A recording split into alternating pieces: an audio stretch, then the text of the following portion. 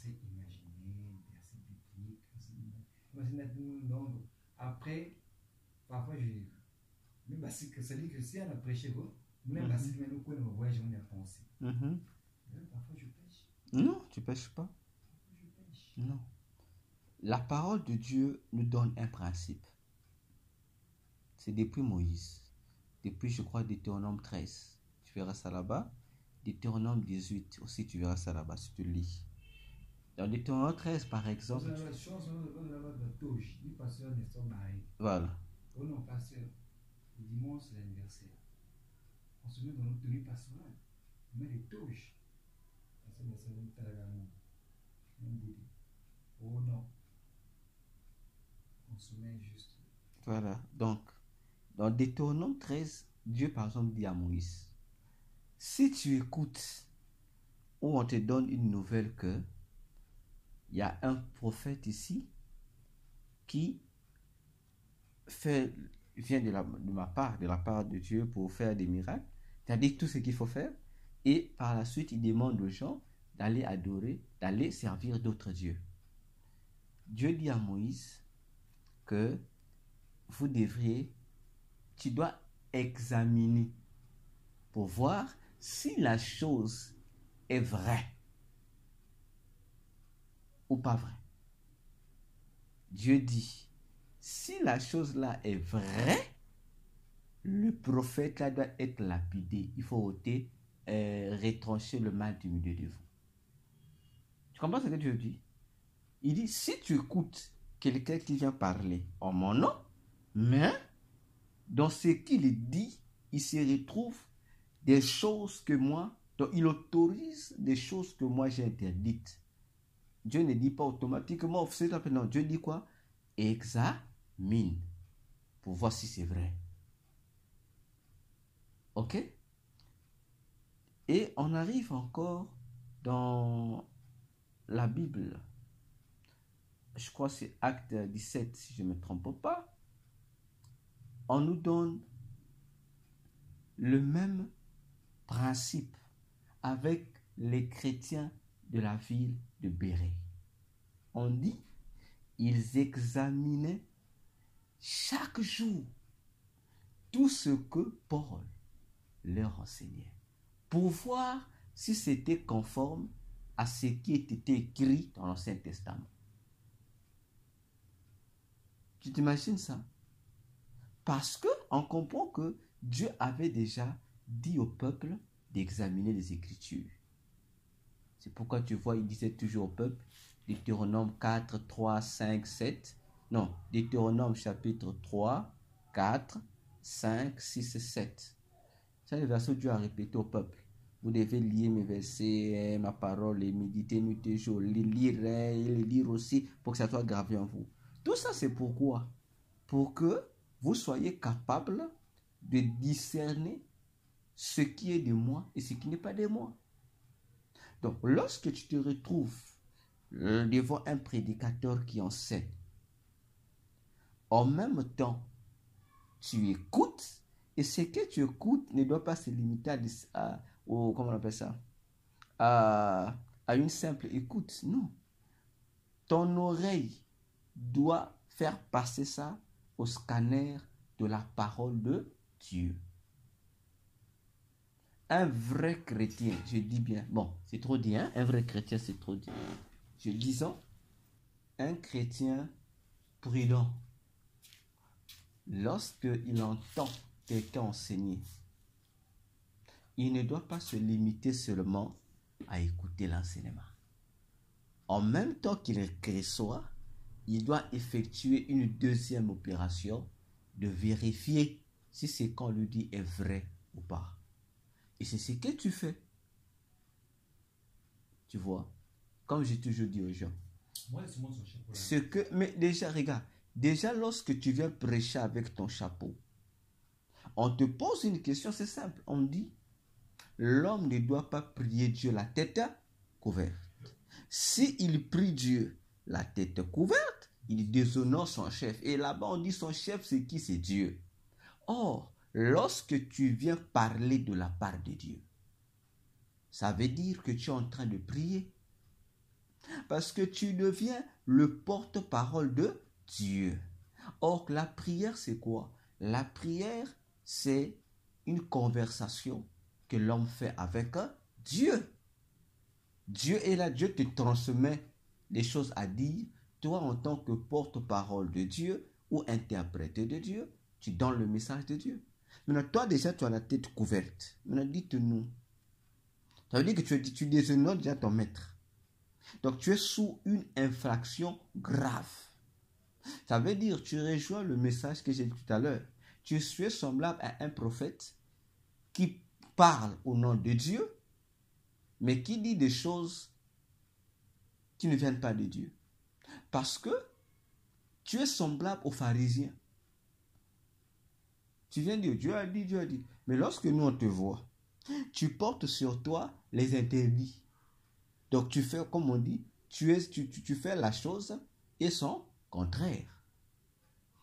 C'est comme si tu disais à quelqu'un, le terme qu'on dit couramment, oh non, voler c'est pas bon, voler c'est pas bon. Par exemple, tu dis voilà, tuer c'est pas bon, tuer c'est pas bon. Mais tu es en train de dire tuer c'est pas bon, mais tu as sous ta main quelqu'un qui est en train d'égorger. Tu dis tuer c'est pas bon, ça veut dire qu'en fait tu es hypocrite. C'est pourquoi Romains 2, tu verras tout le chapitre, dit, toi qui te dis tu es docteur de la loi, toi qui interdis aux gens de voler, toi qui dis oh non ne faites pas ça c'est mauvais, c'est interdit, mais toi-même tu fais la même chose.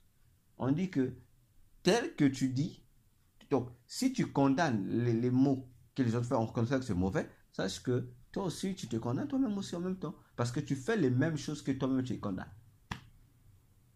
Parce que la Bible interdit ça.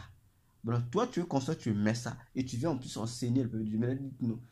Ça veut dire que tout le message que tu enseignes, comme tu es sous comment on appelle ça, un déshonneur divin, ça veut dire que ton message ne va pas donner la vie aux gens. Ça ne donnera pas la vie aux gens. Donc tu apparais comme un comédien. Donc quelqu'un qui est venu pour parler, mais tu n'as pas parlé sous l'inspiration de Dieu. Donc le Saint-Esprit n'était pas, comme on dit, le Saint-Esprit n'était pas avec toi. Donc c'est la chair qui a parlé. Donc tu n'as pas donné la vie aux gens. Mais à ceux qui sont censés spirituellement, pendant que toi tu leur parles, le Seigneur leur parle à toi. Tu vois ce qu'il fait là? Il dit, c'est pas conforme avec ça. C'est pas que toi-même tu... En fait, le Seigneur t'aide à comprendre. En fait, il te donne, il te dit, ce qu'il fait là. Ça, c'est pas conforme à ça. Pourquoi? Parce qu'il y a un seul élément qui le fait défaut. L'interdit là. Qui fait déjà défaut. Maintenant, lui, il vous amène au système des pharisiens. Faites ce que moi je vous dis, mais vous ne faites pas ce que nous on fait. Non, non, ça n'a pas de sens. Parce que celui qui enseigne devient le modèle à suivre de celui qu'on enseigne. Donc je vais t'imiter toi parce que tu deviens mon modèle. Mais si non, ça veut dire que tu n'es pas digne d'être enseignant. Tu n'es pas digne d'être un guide. Voyez-vous, c'est normal. Dieu te montre, mais toi maintenant il faut voir, dès que ça vient là, tu as le papier, tu notes. Tout ce que tu vois là, les images qui circulent là, les versets qui circulent, les raisonnements, tu écris ça. Dieu te donne la réponse. Mais ni ne fait. Je sais qu'il est écrit ceci. Voilà. Pourquoi ceci? Voilà. Pourquoi ceci? Voilà. Donc ça, voilà. je ne suis plus. Voilà. Mais c'est normal en fait. Dieu te sort pour te dire que, comme j'ai dit, c'est un animal qui est en train d'enseigner. Or, un animal ne peut pas enseigner là où il y a quelqu'un qui est l'esprit de Dieu. L'animal va nous enseigner quoi? Mais c'est ce que je dis, non? Un homme, bon, prenons par exemple simple. C'est ce qu'on disait hier, non? Lorsque un professeur enseigne la morale, bon, comme on disait, lorsque le moraliste enseigne, il dit pas des choses qui sont vraies. Mais qu'est-ce qui fait la différence entre lui et celui qui a l'esprit de Dieu? Parce que lui, il vous dit des choses qui sont liées à la chair.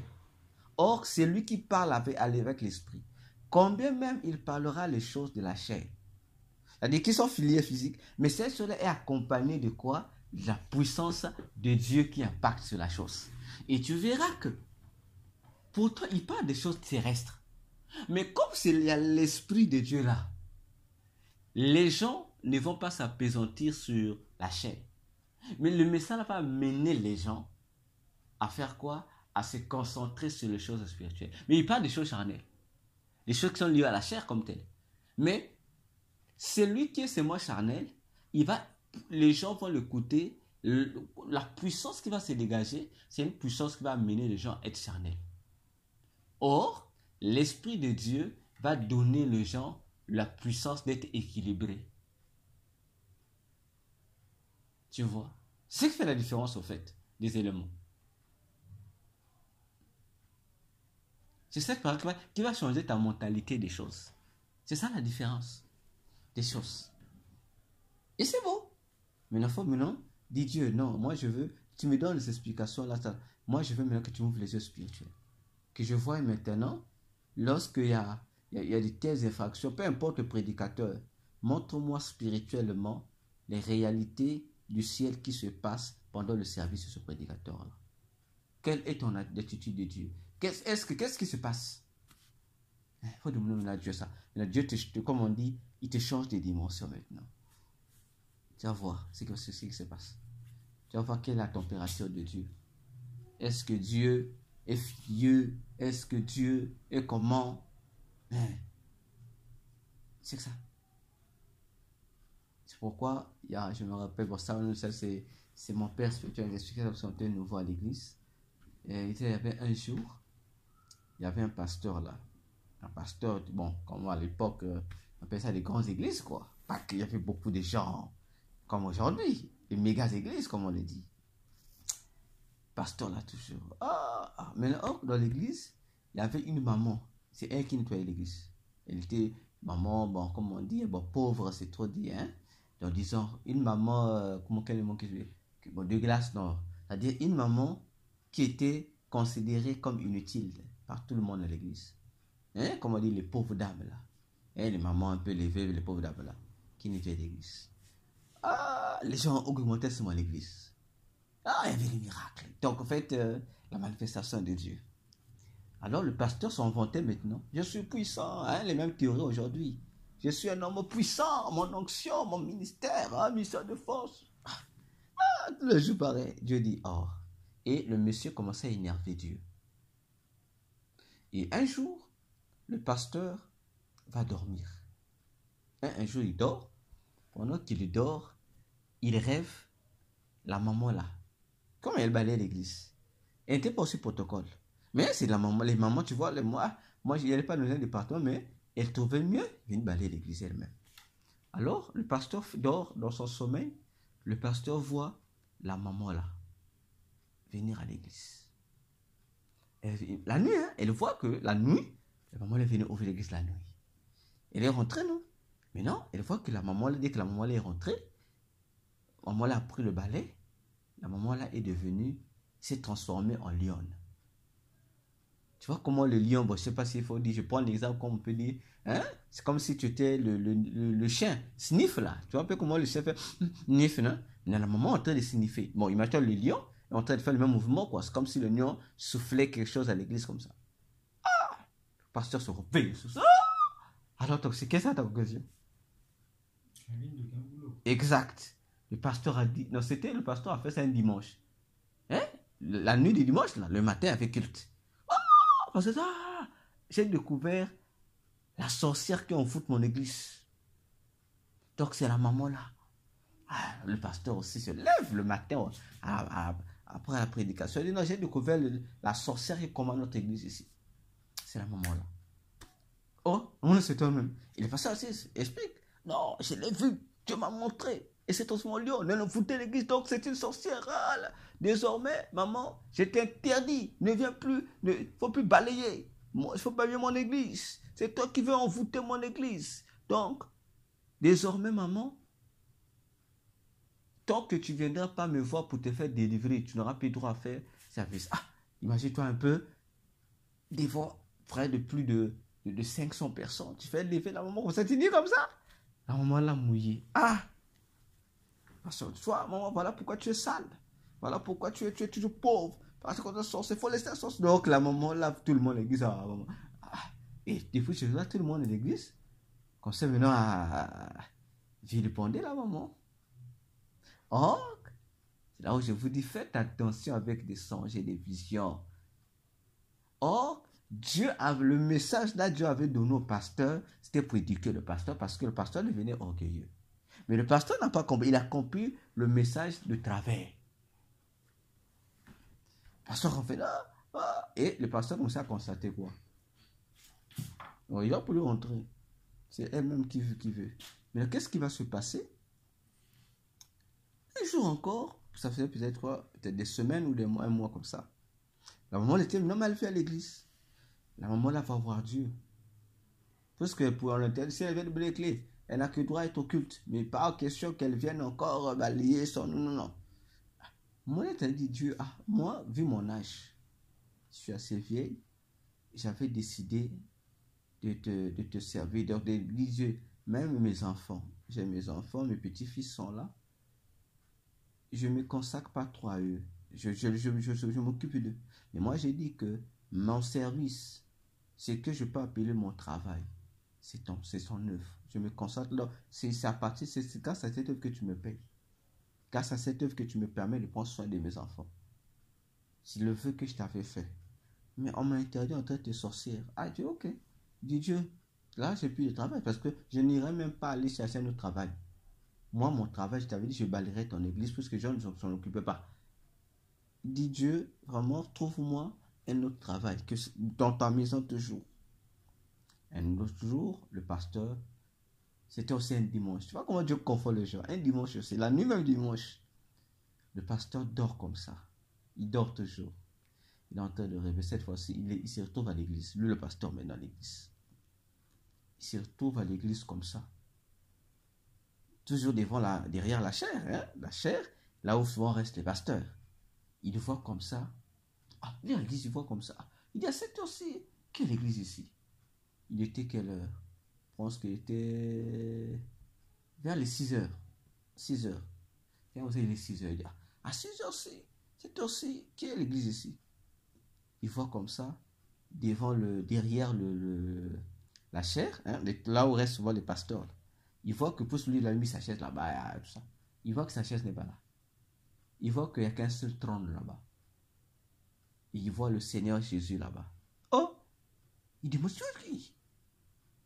Le Seigneur a commencé à parler. C'est là, à commencé à lui parler avec une voix de blâme, une voix sévère. Seigneur, c'est toi. C'est toi. Le Seigneur lui a dit, moi, je t'ai donné un message. Tu n'as pas pris le soin lorsque tu t'es réveillé de ça pour m'interroger moi.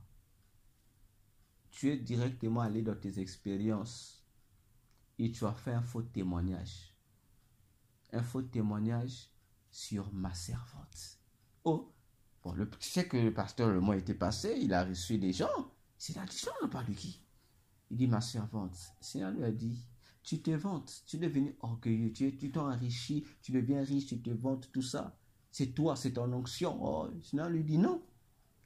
L'église là prospère. Et toi, si tu prospères, ce n'est pas à cause de ce que toi tu fais. Parce que ici au ciel, tu ne fais rien pour moi. Il dit tout donc, il dit tes casé là en tant que pasteur est zéro. Tu as zéro. Il dit, monsieur, mais comment l'autre église évolue? Ici, il dit, c'est même ni tes collaborateurs ou ni les gens que tu valorises à l'église ici. Il dit, personne, ni grâce aux autres frères d'église. Il dit, dans cette église-là, personne ne fait quelque chose ici qui fait que l'église puisse aller de l'avant, que vous soyez tous riches.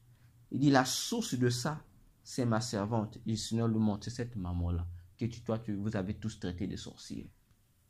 Il dit, oh, Seigneur, comment? Mais j'ai fait la vision. Seigneur dit, je vais t'expliquer la vision du lion. Pourquoi je t'ai montré? Il dit, cette femme-là, il dit, je t'ai montré sa vraie identité spirituelle. Spirituellement, elle a la forme d'une lionne. Le Seigneur lui dit, comment vous m'appelez?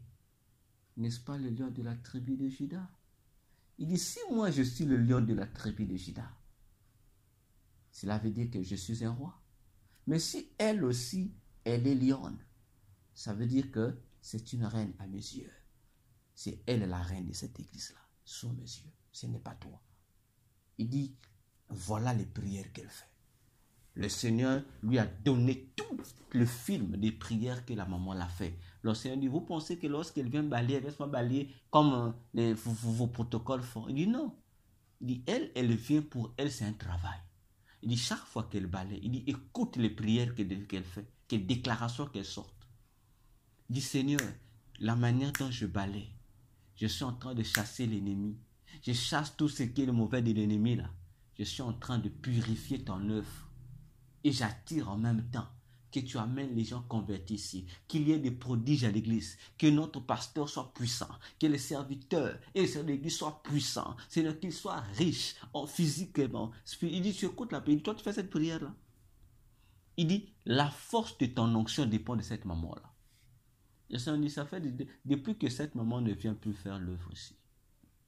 Le Seigneur lui a dit, tu sais le dimanche dont tu parlais, on lui a montré mais dans le film. Le Seigneur lui montre le film, lui dit, le dimanche dont tu parlais là, il dit, regarde ce qui s'est passé. Il regarde. Pendant qu'il tente de dire, c'est sorcier. Le Seigneur dit, le Seigneur lui venait avec l'épée, le Seigneur allait le tuer. Le Seigneur venait avec l'épée. Le Seigneur dit, tu es en train de déshonorer ma servante. Le Seigneur dit, j'allais te tuer. Il voit le film, le Seigneur dit, tu vois comment j'allais te tuer ce jour-là. Mais pendant que toi, tu froissais son cœur, elle saignait au-dedans d'elle. Elle disait seulement, il dit, écoute la prière d'un moment là. Elle disait, non Seigneur, pardonne mon pasteur. Mon pasteur est ignorant, il ne connaît pas ce qu'il fait. Mais Seigneur, moi, même si ça me fait mal, il me fait saigner. Il dit, Seigneur, c'est parce qu'il ne connaît pas. Il dit, c'est grâce encore à son intervention que je n'étais pas éliminé. Il dit, je pouvais t'éliminer le dimanche là, pour donner l'église à cette dame-là, pour vous confondre, vous tous qui êtes ici. Mais elle a dit, non Seigneur, fais que seulement qu'ils comprennent ce que je fais ici. Et pasteur, le Seigneur lui a dit, tu es venu orgueilleux parce que tu es riche. Mais depuis que la maman l'a fait, il dit, tu as constaté à un moment donné, il y avait baisse dans ton ministère. Il dit, mais la maman là, malgré que vous l'avez privée chez elle, c'est qu'elle faisait à l'église. Elle a continué de faire ça à la maison chez elle. Donc lorsqu'elle balaye sa maison, elle dit, Seigneur, je considère que ma maison, c'est l'église. Et automatiquement, le Seigneur dit, c'est pourquoi tu vois que j'ai fait ça. Le Seigneur me dit, c'est un dernier avertissement que je te dis. Laisse ma servante faire ce qu'elle sait faire. Donc c'est que le pasteur se réveille sa femme. Non, je demande pardon. Pardon quoi? La journée là, les gens s'attendaient à une autre prédication. Le pasteur de la prédication, oh, maman est-elle? Viens. Et tout le monde se dit, ah, donc, aujourd'hui, là, soit le pasteur va excommunier la maman, la sorcière. Mais dès que le pasteur s'est prosterné devant la maman pour demander pardon. Hein. Dis, tu vas t'église, je demande pardon. Voilà. Tu vois? Et du coup, ça fait quoi? Le pasteur a compris que ce qui fait son ministère, ce n'était pas lui. Ce n'était pas ni les milliers de mes brebis qu'il avait là. C'était seulement une pauvre femme qui n'avait rien du tout, qui ne portait que parce que elle n'avait peut-être qu'un seul pan avec lequel elle venait tous les jours à l'église. C'est comme ça que le Seigneur fait des choses. Il montre, c'est pour un objectif que tu comprends. En fait, c'est pour toi, il te donne un message. Maintenant, c'est à toi de dire au Seigneur, Seigneur, mais pourquoi tu me montres ça qu'à moi? Pourquoi à moi? Change-moi de dimension et explique-moi, Seigneur, pourquoi tu montres ça qu'à moi? Le Seigneur va t'expliquer. Et c'est dans l'explication qu'il va te donner qui te permettra de comprendre, en fait, ta vocation céleste. Donc, c'est comme un autre élément qui va t'aider à comprendre ta vocation céleste. C'est que le Seigneur t'attendra ou t'appelle à faire pour lui plus tard. Ou aujourd'hui, demain ou après-demain. C'est comme ça. Donc, c'est à toi de repartir seulement vers le Seigneur.